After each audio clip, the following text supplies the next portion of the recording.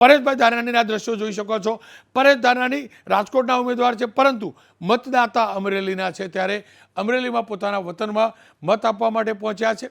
સ્વાભાવિક રીતે જ દેવી દેવતાઓના આશીર્વાદ લઈ પૂજા અર્ચના કરી અને તેઓ મતદાન કરશે।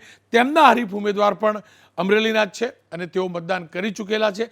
પરસોત્તમભાઈ રૂપાલા થોડીક મિનિટો પહેલાં આપણે દ્રશ્યો જોયા હતા, તેમને અમરેલીની અંદર પોતાના વતનમાં મતદાન કર્યું છે અને અમરેલી શહેરના મતદાતા છે પરેશભાઈ ધાનાણી, ત્યારે તેઓ મતદાન કરશે। મતદાન કર્યા બાદ તેઓ પોતાના મતક્ષેત્ર રાજકોટ તરફ જવા રવાના થશે। આ ત્રણ તસવીરો, એક તરફ શાસક પક્ષના ઉમેદવાર છે, એક તરફ વિપક્ષને રિપ્રેઝેન્ટ કરતા ઉમેદવાર છે, પરંતુ આ મજબૂત લોકશાહીની આદર્શ પરંપરા છે। શાસક હોય, વિપક્ષ કે કોઈ પણ અપક્ષ, તમામના મતનું એક જેટલું મહત્ત્વ, તમામને મત આપવાનો એટલો જ અધિકાર, તમામને એ જ લાઇનમાં ઊભા રહેવાનું ગર્વ, એ ગર્વ તમામ લોકો મહેસૂસ કરતા હોય છે।